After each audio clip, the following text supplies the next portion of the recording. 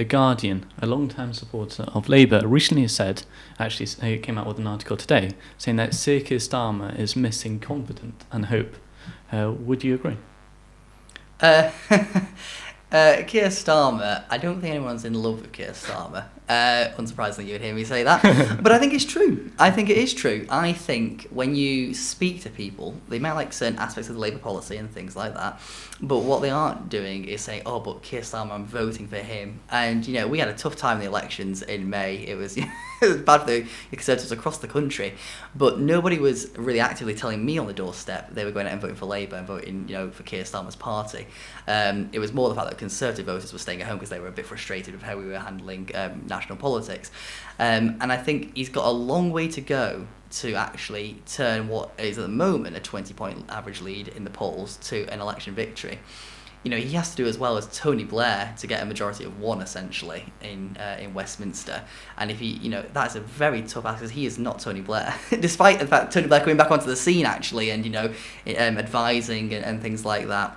It's a completely different ball game, and also at the moment people aren't really thinking about a general election. You know, they're not really having to decide to say, oh, actually, yeah, you know what, I'm going to put my cross next to Keir Starmer's candidate, and that's a fundamental difference. You look at polling at the moment, headline polling is, yeah, let's say the 20-point lead, but actually if you look behind that and look into the data a bit more, the percentage of don't knows is almost 33-40%.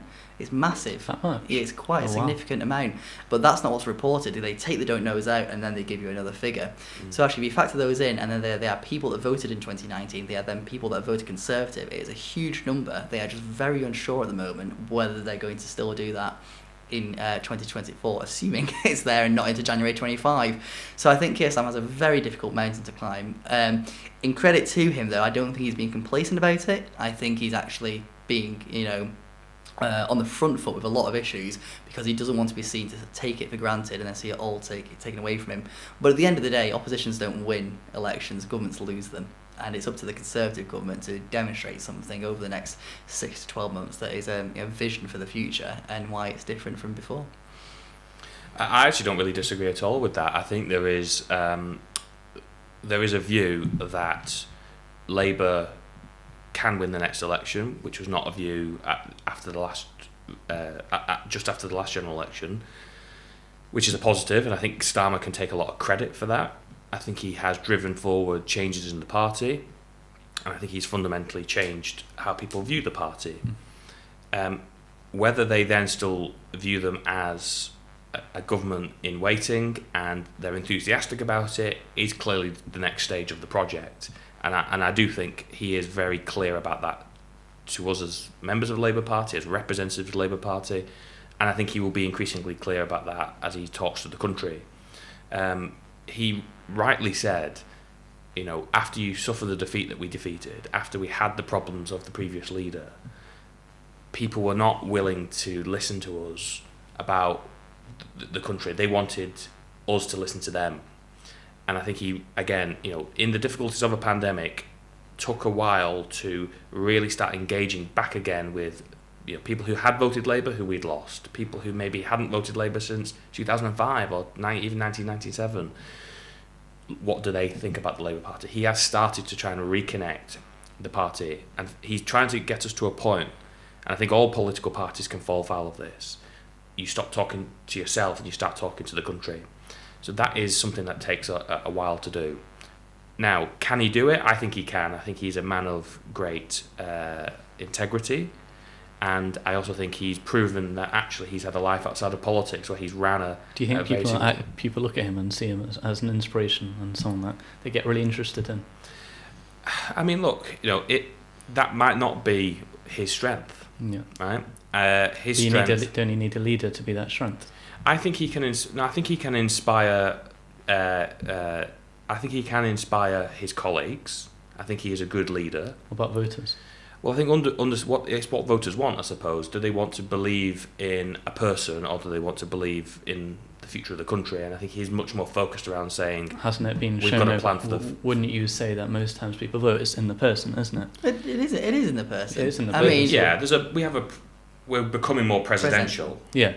And so it does matter who the person is and if he's inspirational. It does, absolutely, but I think we can overestimate qualities like being a sort of all singing, all dancing, charismatic, inspirational leader. Look, if you can get it, brilliant. But I think what we also need somebody is serious about governing, serious about fixing the problems of this country. And he's done a fairly remarkable thing in politics, which is he said, I don't want to talk about the short-term problems, I want to talk about how we fix some of these things in the long term, fixing the fundamentals, the 5 missions. They're not necessarily dripping off everybody's tongue on the doorstep. I don't think anyone knows what they are. Well, do you know what they are? I can name them. But it is important that we actually do talk about those issues, because it's not just about being an all-singing. Is his special thing that he said, is that we're focusing long-term, not short-term? I think that is, and in that sense, he's not trying to sort of kid anyone that these are easy problems to fix. And I think regardless of who gets elected at the next election, we have very significant challenges in this country. Now, I would obviously lay them at the door of 13 years of various different Conservative governments, but regardless, there's going to be big challenges. Now, if we had somebody who said, I can fix this, it's dead easy, just vote for me and everything will be fine, I think they'll be fundamentally dishonest. Yeah. I think it's somebody who is serious about fixing the country. That is his strength, and I think he's proven he can do that to the Labour Party. Now he's got to try and prove he can do it to the country. Wouldn't you say that's what Rishi Sunak's been doing as well, saying it's about the long-term vision, and it's going to be very difficult? I actually think they're quite similar types of politicians. Yeah. They're not particularly exciting or engaging, charismatic. Yeah. But they are bright, and they are, by all accounts, fairly capable at what they do. The question is, can they inspire confidence in themselves, not necessarily inspire a sense of adoration and sort of love. Can they inspire a sense of confidence that they are capable of running the country? And you can clearly see when people don't have that. If we're being honest, Jeremy Corbyn never inspired that in me or in many other people. Liz Truss didn't. She fundamentally was incapable of inspiring people that she could run the country. So we have pivoted both parties to people who are maybe less exciting, but their strength is clearly in their, I can run this, I am a capable person. Well, I mean, I think it's interesting. I mean, Keir Starmer, these 5 missions, I don't even know what they are, but it just sends... You know what the Conservatives' 5 missions are? The 5 priorities, I can tell you. Halving inflation, growing the economy, reducing debt, cut waiting lists and stopping the votes. Brilliant. And actually, people do know what they are. If you go... Can't say they've done any of them. It's a work in progress. But people on the doorstep do recognise those priorities of the government, and because they are, Rishi says it all the time, they are the people's priorities. And I never really hear anything about Labour's pledges or missions. Isn't it? They do change it quite often. Well, I think, yeah, exactly. I mean, you look at recently, what was the green energy deal or whatever it was, and they've rode back on that. There was something else the other week that Rachel Reeves said, actually, we're not going to do that anymore. And actually, they're rowing back. Now, one could say that's perhaps, them trying to prove they're serious about governing, and they're not, just going to say anything to get elected. But also what it shows is that you're just a flip-flopper. You don't actually have anything to stand by, because you would find a way to deliver it if you fundamentally believed that was possible. But what I think one of the big challenges is not only for Keir Starmer to connect with the electorate, but actually it's his own party, because he has had a serious purge in the Labour Party. He has stepped in, his office has stepped in to stop people getting on the NEC and other sort of various bodies. Look at local party selections, for example. They've had the leader's office has had an incredible amount of input in that, and we've seen it in Bolton. In some of the seats, candidates weren't even long-listed, let alone short-listed. They'd put in candidates that they knew weren't going to get it, so their preferred candidate would. They are having a lot of direct influence, and one of the strengths that Jeremy Corbyn had as a leader was that inspiration of I suppose, a very committed base. It didn't inspire the nation, but what he did have was a lot of activists that were willing to go out and campaign for him, and that helped him get out, in so many places where they think perhaps they wouldn't normally do. I'm not seeing that same sort of, input from Keir Starmer, and actually, getting people energised in a similar fashion. Now, may that change in the general election? Who knows? Labour, in fairness, in GM anyway, I think more through Andy Burnham than through Keir Starmer, energised a lot of people in the local elections to get out there and support the Labour Party's message. But I don't think that was because of Keir Starmer. I think that's more because of Andy Burnham and local leaders, rather than it was about the leadership at the top. So he needs to really balance, sorting out the party, which he, in fairness, he probably has done, and got it into a position where it's not as... I think that's something that everyone would agree he's yeah. done a good job on, yeah. Yeah, it's not as factional anymore as it was.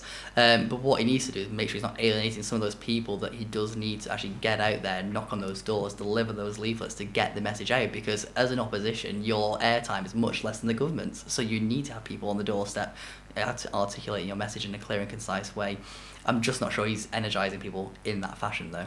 There's also an element here of sort of tactical, play, which is that you don't, no opposition puts all of their policies out, potentially a year and a half away from a general election.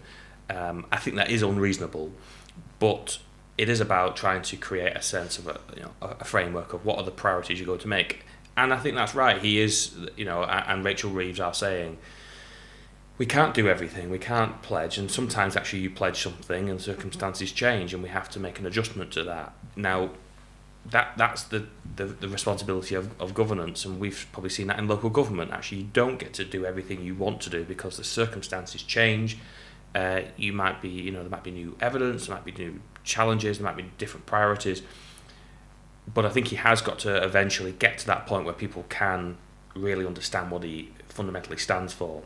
And I think we're now in that phase. So I think there's definitely more to come on that, and he'll start to flesh out what that really looks like. He has to be careful, though, just not being Tory light. It's he's been very, the way he goes, him and his Rachel, he go to Davos, they're meeting with big business, they're meeting with banks, they're meeting with housing developers and things like that. No one can say, yeah, you're preparing for government, but also if you're doing it in such a way that doesn't differentiate yourself from the governing party, it's why, it's almost, to a voter, it's better the devil you know. Actually, you know what you're getting with the Conservatives, they can. I think that's a big issue probably in the UK versus in America. In America, they're very, very different parties. You know exactly what you're voting for. Here, the Conservative and Labour are very, very similar. And this is the thing with, when it was Corbyn, you knew, versus the Conservatives, they're fundamentally different things. And actually, people said, well, they don't want Corbyn. They're quite happy with the Conservatives.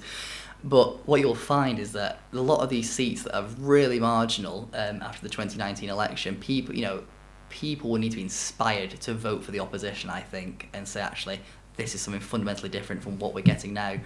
And I just don't think Labour are doing anything that is miraculously different from what the Conservatives are talking about doing. It might be done in a slightly different fashion, but I don't think fundamentally it is completely different. I couldn't say to you major policies that are really different from what we're doing now, and that's the problem that Keir Starmer will have, trying to differentiate himself while trying to prove he is adult enough to govern, whereas perhaps previous Labour leaders in the past few years haven't been.